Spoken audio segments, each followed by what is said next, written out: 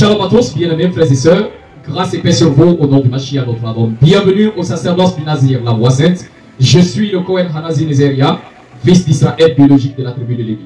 Alors mes bien-aimés, je viens échanger avec vous sur un sujet extrêmement important. Et comme bientôt nous entrons dans la nouvelle année, donc cette année nouvelle dans laquelle nous allons entrer, nous aurons notre thème de l'année, qui est bien sûr la culture et les traditions africaines dans les Saintes Écritures. Ça sera notre thème qu'on va développer tout au long de l'année. La culture et les traditions africaines dans les Saintes Écritures. Qu'est-ce que je veux dire par là? Quand l'Occident est venu avec l'Évangile, la première des choses, il devrait dire aux Africains que votre culture, vos traditions sont diaboliques, sont sataniques, sont démoniaques, donc vous devez les abandonner et adopter le christianisme. Et même l'islam en a fait pareil. Alors, est-ce que la culture africaine, les traditions africaines ont été des rites, des coutumes, des traditions diaboliques? Alors, je vous invite à me suivre régulièrement durant cette nouvelle année. Je vais vous donner, à travers les Saintes Écritures, vous dévoiler que notre culture et nos traditions sont conformes à la volonté de l'Éternel. Alors, dans la spiritualité africaine, dans nos coutumes et nos traditions africaines, l'Africain sait qu'il y a plusieurs dieux.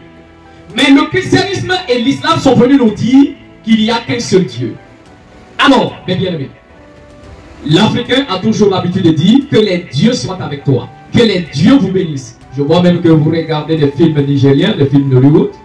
On dit toujours les dieux de nos ancêtres, les dieux de notre terre. En réalité, la première des choses pour une personne qui entre dans la spiritualité africaine doit d'abord comprendre qu'il y a plusieurs dieux et non pas qu'un seul Dieu. Avant de déterminer qu'il y a plusieurs dieux, il faudrait d'abord chercher la définition même du mot Dieu. Parce que le problème, c'est que beaucoup de personnes sont dans l'ignorance parce qu'ils ne savent même pas les mots qu'ils utilisent et les titres qu'ils utilisent. Pour le chrétien, quand on dit Dieu, donc pour lui, c'est l'être suprême qu'on adore. Non, mes bien-aimés. Notre expression Dieu vient d'un mot hébreu qui est le terme Elohim. Elohim est le pluriel du nom Ela. Parce qu'en hébreu, le Im est le pluriel, tout comme le Hot est le pluriel. Donc quand on dit Elohim, nous sommes dans un pluriel. Et le singulier est Ela. Donc Ela signifie l'être suprême, l'être élevé au-dessus des hommes, le juge du destin des hommes ou l'être puissant qui conduit la voie des hommes. Donc le mot Ela en hébreu signifie l'être distingué, l'être suprême au-dessus des humains, ou le juge du destin des hommes, ou le puissant qui conduit la vie de l'être humain. Donc voici le mot Ela en hébreu. Maintenant ce mot, nous trouvons à plusieurs reprises ce mot Ela dans la Bible, dans les Saintes Écritures, mais dans la pluralité. Alors le terme est Elohim. Donc le mot Elohim qui signifie bien sûr les êtres suprêmes au-dessus des hommes, les juges qui jugent le destin des hommes, les êtres puissants qui conduisent la vie des êtres humains. Alors, pour nous dire que il y a plusieurs entités célestes, spirituelles, suprême qui gère la vie des êtres humains, qui juge le destin des êtres humains. Alors, cela même est le premier verset de votre Bible. Et comme vous le savez, la Bible n'a pas été écrite en français, ni en latin ou en anglais, mais ça a été écrit en hébreu.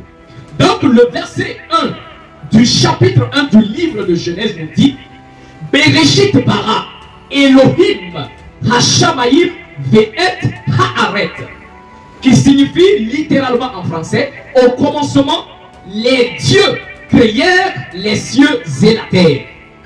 En d'autres termes, les êtres suprêmes créèrent les cieux et la terre. En d'autres termes, les êtres puissants créèrent les cieux et la terre. Mais le christianisme, l'Occident, pour non seulement couper l'Africain de sa spiritualité, eux-mêmes ils vont modifier et ils vont traduire très mal le verset 1 du chapitre 1 de Genèse pour exclure la pluralité des dieux et à garder tout simplement le singulier. Donc ils vont traduire en français: au commencement, Dieu créa. Archi faux. Le texte hébreu n'a jamais dit au commencement Dieu créa. Sinon le texte allait dire Bereshit bara Eloa ou Bereshit bara Ela Hashamayim ve'et haaret. Donc vous dites qu'au commencement Dieu créa, mais ce n'est pas le mot Ela, mais un pluriel qui est Elohim. Donc déjà voici la première chose à comprendre. Déjà à l'entrée de votre Bible, on nous démontre qu'il y a plusieurs êtres supérieurs au-dessus des autres. Alors, c'est ce mot Elohim qui va être traduit en français par le mot Dieu. Donc, le chrétien, le pasteur te dit qu'il n'y a qu'un Dieu, alors que sa propre Bible et dans sa forme originale te démontre déjà qu'il y a plusieurs dieux avec le terme Elohim. Alors vous voyez qu'ils trahissent eux-mêmes leur propre Bible. Alors cela est important à comprendre. Alors mes bien-aimés, les dieux qui sont-ils?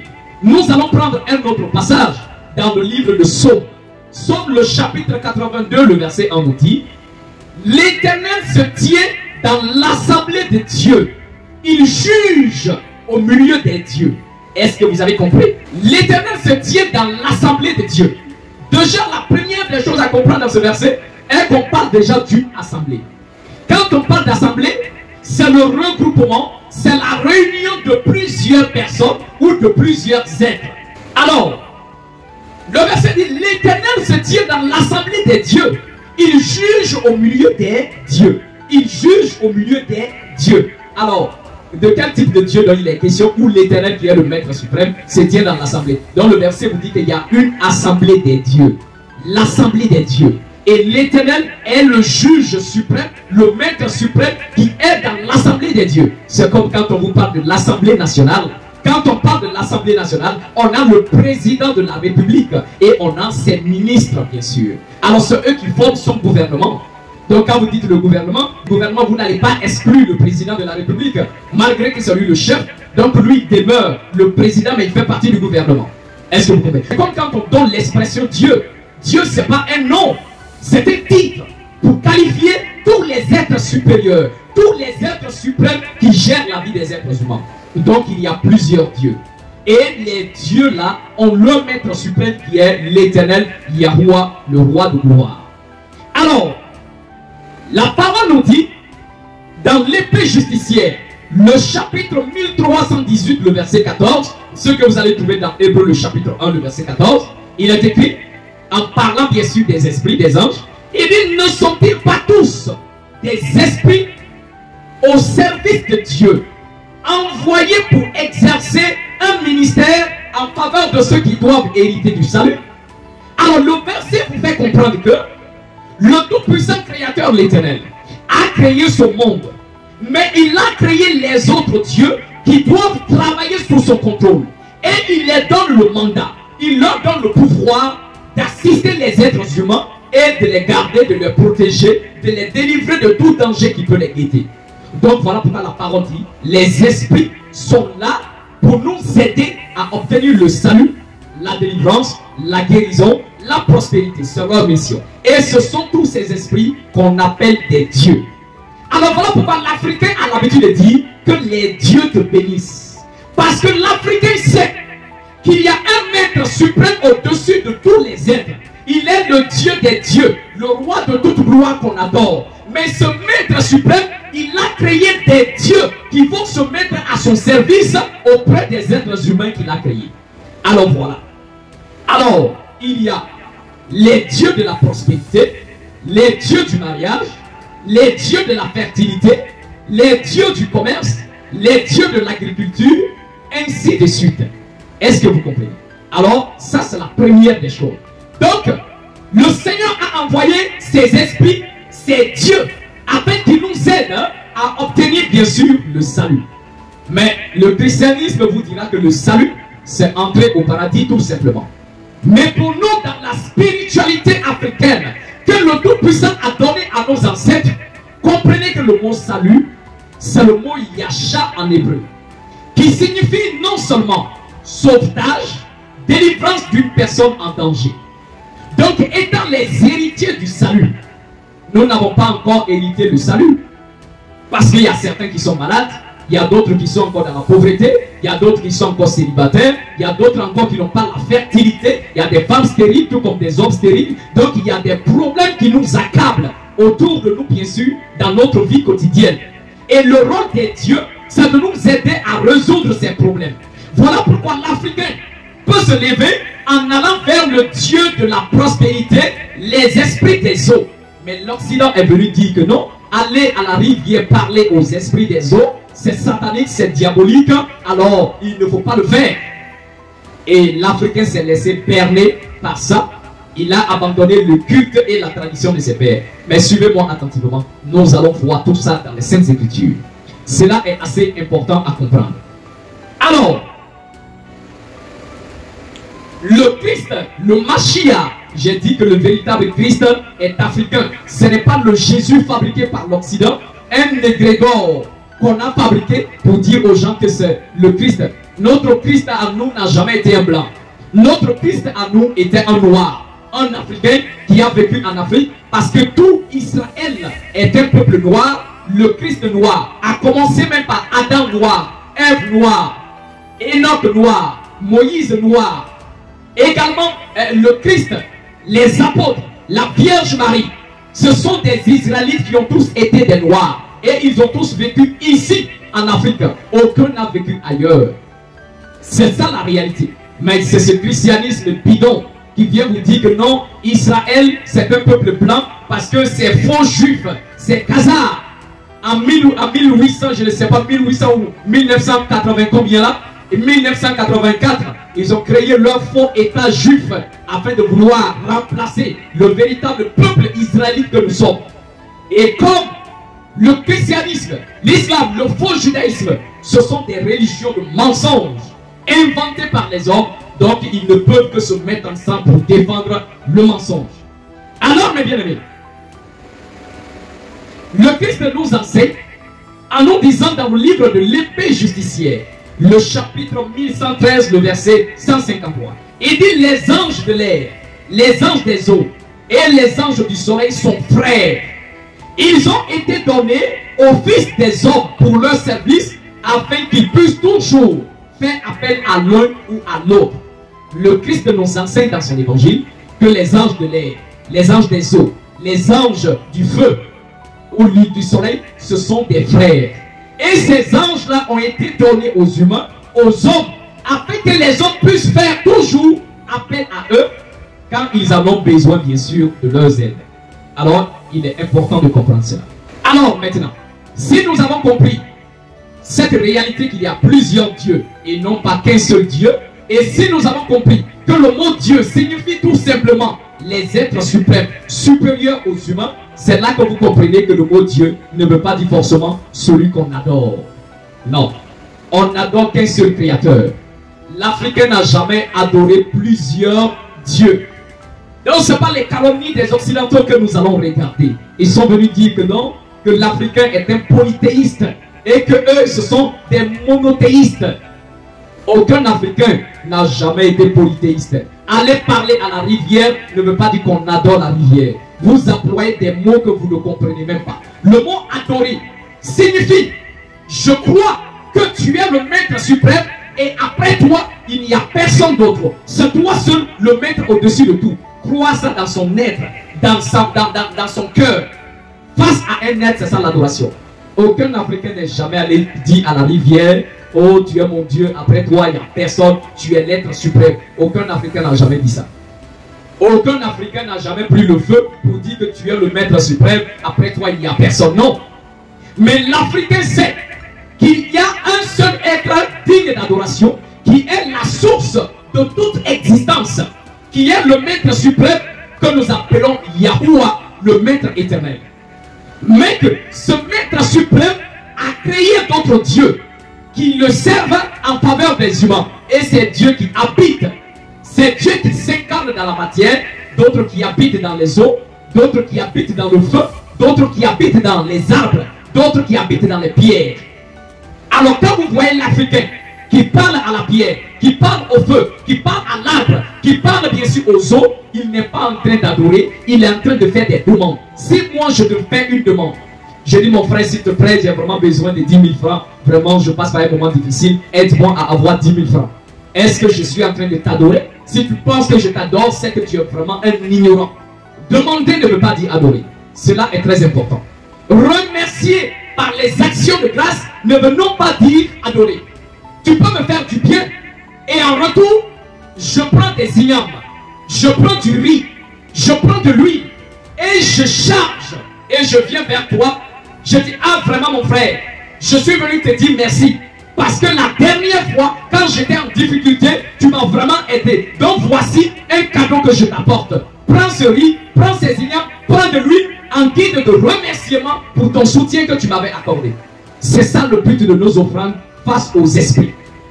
Quand les esprits des eaux nous aident au quotidien, quand les esprits du feu nous aident au quotidien, quand les esprits de la terre nous aident au quotidien, en retour nous venons avec des actions de grâce pour dire au moment où nous avions besoin de votre aide, vous nous avez aidés. En retour, voici les offrandes, voici l'action de grâce que nous apportons.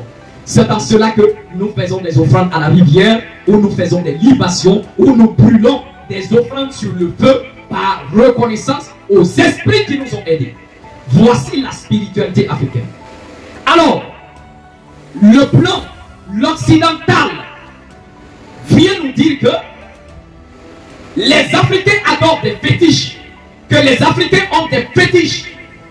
Mais il faudrait d'abord comprendre c'est quoi la définition du mot fétiche pour savoir si ce nom-là est un mauvais nom ou c'est juste un titre pour qualifier quelque chose.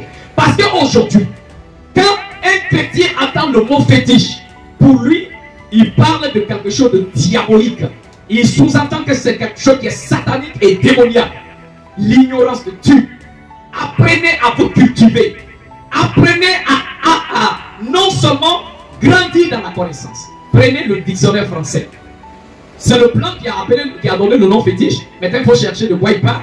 Le dictionnaire français vous dit le mot fétiche. Ça veut dire un objet de culte que les animistes utilisent pendant qu'ils sont en train de rendre un culte. Est-ce qu'on se comprend? Le mot fétiche signifie un objet que l'animiste utilise dans son culte. Alors, si l'animiste utilise ceci dans son culte, est-ce que ça veut dire que c'est diabolique? Absolument pas. Maintenant, nous allons savoir c'est quoi un animiste. J'ai toujours répété à plusieurs reprises qu'un animiste, c'est quelqu'un qui croit que tout ce qu'il y a autour de nous est animé par les esprits de l'Éternel. Et nous allons lire tout à l'heure. Vous allez comprendre que tout ce qu'il y a autour de nous est animé. Et cela même dans votre propre Bible. Donc Dieu même est animiste. Dieu n'est pas religieux. Les saints prophètes de l'Éternel ont tous été des animistes et non des religieux. Ils ont tous compris et cru que tout ce qui est autour de nous est animé par les esprits. Alors la première des choses, Genèse le chapitre 35, le verset 14 nous dit: l'Éternel parla à Jacob et après l'Éternel s'est élevé au-dessus de lui. La parole nous dit, le père Jacob a pris des pierres, il en a fait un monument de pierre, il a versé une libation, il a donné la boisson forte, du vin, il a versé et après il a fait la libation d'huile. Je vous pose la question, pourquoi il rassemble des pierres et il fait une libation. Parce que la libation est une offrande. La libation est une offrande. Il a fait la libation. Il a versé du vin et de l'huile sur les pierres. Donc vous voyez que le père Jacob fait une offrande à la pierre. Ah mais toi tu n'appelles pas ça l'idolâtrie, hein? Tu n'appelles pas ça satanique. Alors pourquoi il le fait? Nous partons dans le dernier livre du prophète Josué. Dans le livre de Josué, le dernier chapitre nous enseigne que Josué a fait une alliance avec le peuple. Il a pris une grosse pierre qui était dans le sanctuaire, il l'a dressée. Josué dit au peuple, cette pierre que vous voyez sera un témoin entre nous et l'Éternel, afin que vous ne péchiez pas contre le Tout-Puissant. Car cette pierre a entendu toutes les paroles que l'Éternel a prononcées. Et cette pierre servira de témoin contre vous, afin que vous ne péchiez pas contre votre Dieu. Ma question pour vous, comment est-ce que Josué peut établir une pierre comme des témoins, si cette pierre n'est pas animée par les esprits? Et il continue pour dire, la pierre a entendu. La pierre a entendu toutes les paroles prononcées. Comment une pierre peut entendre des paroles si cette pierre-là n'est pas animée par les esprits? Et là, vous êtes content à me dire tout simplement dans le livre de Corinthiens, l'apôtre Paul dit, le Christ lui-même accompagnait les enfants d'Israël à travers un rocher qui suivait le peuple. Donc même le Nouveau Testament vous dit, quand le Christ était dans l'Ancien Testament, en accompagnant le peuple, le Christ était dans une pierre. Le Christ était dans un rocher. Et étant dans le rocher, quand le peuple avait soif, le peuple voulait boire. La parole dit, Moshe a tapé le rocher et le rocher a donné de l'eau. D'abord, l'Éternel a dit à Moshe de parler à la pierre et le rocher allait donner de l'eau. Comment parler à une pierre? L'Éternel lui-même ordonne à un homme de parler au rocher pour que le rocher puisse donner de l'eau. Comment est-ce possible si ce rocher-là n'est pas animé par un esprit? C'était bel et bien animé par un esprit. Et l'apôtre Paul vous dit que ce rocher-là, c'était le Christ qui était à l'intérieur. Donc ça, c'est pas de l'animisme. C'est pas de l'animisme, ça. La pierre n'est pas animée. C'est ça la réalité. Vous voyez un peu, même dans le Nouveau Testament, ce que vous appelez le Nouveau Testament, on nous dit que on a demandé au Christ de payer l'impôt. Et il dit à Pierre, va à la rivière. Le premier poisson qui vient, attrape le poisson, ouvre sa bouche bien sûr, et tu prends la pièce d'argent.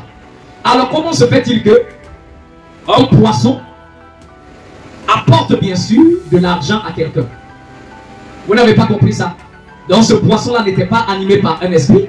C'est l'esprit des eaux. C'est là très important. Alors, dans le culte africain, nous avons des autels. Seul dans le christianisme, il n'y a pas d'autel. Ils ont fabriqué des petites tables qu'ils ont déposées là, appelées la chair. Et ils appellent ça les autels. Ce ne sont pas des autels. Alors, l'Éternel nous dit, dans le livre d'Exode, le chapitre 20, à partir du verset 24 à 26, ou le verset 24 à 25. L'Éternel dit, tu me feras un autel de terre, sur lequel tu offriras tes holocaustes, tes offrandes de paix, ton menu et ton gros bétail. En quelque lieu que ce soit, où je rappellerai mon nom, je viendrai à toi et je te bénirai. Si tu me fais un autel de pierre, tu ne bâtiras pas en pierre taillée, car en passant ton outil sur la pierre, tu la profanerais. Alors, mes bien-aimés, vous voyez dans ce passage que c'est l'Éternel lui-même qui ordonne de bâtir un autel. Mais quel type d'autel? Un autel en pierre, un autel en terre. Ça, c'est pas les coutumes africaines. Comment bâtir un autel en pierre si ce n'est que de regrouper les pierres ensemble? C'est pas ce que nos ancêtres ont toujours fait. Et l'Éternel, quand tu bâtis l'autel, c'est là que tu viendras présenter tes offrandes. C'est pas ce que nos ancêtres ont toujours fait. C'est pas ce qu'ils ont toujours fait. Alors, nous continuons. Exode le chapitre 27 à partir du verset 1 à 2. L'Éternel dit à Moshe, tu fabriqueras un autel en bois d'acacia. Il donne les mesures. Et le Seigneur dit, sur les 4 coins de l'autel, tu mettras des cornes qui sortiront de l'autel. Les cornes qui sortiront de l'autel. 4 cornes. Le chrétien, quand il te voit t'arrêter devant des cornes pour faire une prière, il dit que tu adores le diable, que tu fais appel au démon. Pourtant, l'Éternel demande de bâtir son autel et de mettre 4 cornes dessus. Vous voyez comment le chrétien est vraiment ignorant dans son esprit. Alors, maintenant nous allons voir, puisque l'Éternel nous dit de bâtir un autel avec des cornes. L'autel est également dans les cieux, présenté devant le Seigneur. Apocalypse, le chapitre 9, le verset 13 nous dit, et le 6e ange sonna de la trompette, et j'entendis une voix sortant des 4 cornes de l'autel qui est devant Dieu. On nous dit au ciel. Dans le ciel, l'apôtre dit il a vu un autel qui est devant le Tout-Puissant. Et que l'autel là avait 4 cornes. Mais plus encore, il entend une voix. Mais cette voix sort des cornes de l'autel. Comment des voix peuvent sortir des cornes si ces cornes-là ne sont pas habitées par des esprits? N'est-ce pas ça l'animisme? Alors, Apocalypse, le chapitre 14, le verset 18 nous dit, le verset nous dit, et encore un autre ange, ayant autorité sur le feu, sortit de l'autel. Donc le verset là nous dit qu'il y a un ange qui a autorité sur le feu. Cet ange, lui, il a autorité sur le feu. Donc c'est l'ange du feu. Apocalypse 16, le verset 7 nous dit, et j'entendis l'ange des eaux qui disait, Seigneur, Éternel Tout-Puissant, tes jugements sont véritables et justes. Donc cet ange ici, on dit c'est l'ange des eaux. L'ange des eaux, l'ange du feu. Vous voyez, c'est écrit. Mais le colon est venu te dire, tu ne dois pas invoquer les esprits des eaux. Ils confondent les esprits des eaux et les démons. Tous les esprits ne sont pas des démons. Le mot démon, daimon, qui signifie mauvais souffle. Il y a les mauvais souffles, les mauvais esprits. Mais il y a les bons esprits de l'Éternel. Il y a les bons esprits de l'Éternel. Pourquoi aussi être ignorant à ce point? Donc mes bien-aimés, voici la réalité. Et le mot autel en hébreu, c'est le mot misbéa. Misbéa qui signifie un endroit où on offre des offrandes. Et d'ailleurs le mot misbéa sort de la racine zabah, qui signifie offrir. Mais il y a un deuxième mot très puissant qui parle bien sûr de l'autel, qui est le mot Har-El. Le mot Har-El est composé de 2 mots. On a le Har et on a le El. Le Har signifie montagne, haut lieu, colline. Et le El est le préfixe du mot Elohim. Donc Har-El signifie la montagne des dieux, la colline des dieux. Donc si nous, en tant qu'Africains, nous savons qu'il y a plusieurs dieux qui gèrent nos vies sous l'ombre de l'Éternel, le Dieu des dieux, alors ces dieux habitent avec nous sur terre. Voilà pourquoi la parole nous dit, l'ange de l'Éternel campe autour de ceux qui craignent l'Éternel pour les arracher du danger. Quand on dit l'ange campe autour, supposons que toi tu prends une semaine pour aller camper à la mer. Quand tu vas aller camper, est-ce que tu vas rester sous le soleil? Est-ce que tu vas rester à l'air libre sous le soleil? Non, qu'est-ce que tu fais? Tu vas faire une tente où tu vas demeurer durant les 1 semaine, n'est-ce pas? Donc le mot camper signifie quoi? Donc dans le mot camper, ça veut dire s'établir dans un camp. Camper veut dire s'établir dans un camp. Et c'est quoi un camp? Un camp, c'est un territoire délimité où on a construit des cabanes où on demeure durant notre séjour. C'est ça un camp. Mais d'accord, le verset dit l'ange de l'Éternel campe. Ça veut dire l'ange de l'Éternel vient demeurer dans un endroit. Et c'est ce qu'on appelle les autels. Et c'est ce que le colon a appelé fétiche. Si les autels qui incarnent les esprits de l'Éternel, c'est ce que vous appelez fétiche, alors moi je suis fier alors d'être un féticheur. Est-ce que vous avez compris? On a vu que les cornes sont utilisées dans le culte de l'Éternel. Alors si le chrétien, quand il voit une corne, il appelle ça fétiche, Donc je suis fier d'utiliser les fétiches dans mon culte. Alors, c'est que l'Éternel lui-même est le maître féticheur. Parce que lui, il utilise des cornes dans le culte qui lui est rendu. Il demande que l'encens soit utilisé. Il demande que le feu soit utilisé dans son culte. Est-ce que vous comprenez? Il demande que les pierres soient utilisées dans son culte. Il demande que la terre soit utilisée dans son culte. Alors si utiliser ces éléments dans le culte, c'est ce que vous appelez fétiche, alors je suis un féticheur et je suis très heureux. Est-ce que vous comprenez? Mais ceux qui sont aliénés ne pourront jamais comprendre parce que la religion occidentale et la religion arabo-musulmane a rempli leur esprit. Ils ne peuvent absolument pas comprendre.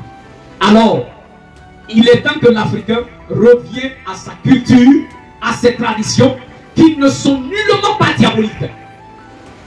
La culture africaine, les traditions africaines ne sont pas diaboliques, ne sont pas sataniques, mais les cultures, la culture et les traditions africaines sont les commandements de l'Éternel Tout-Puissant et nos ancêtres ont toujours obéi à la voix de l'Éternel.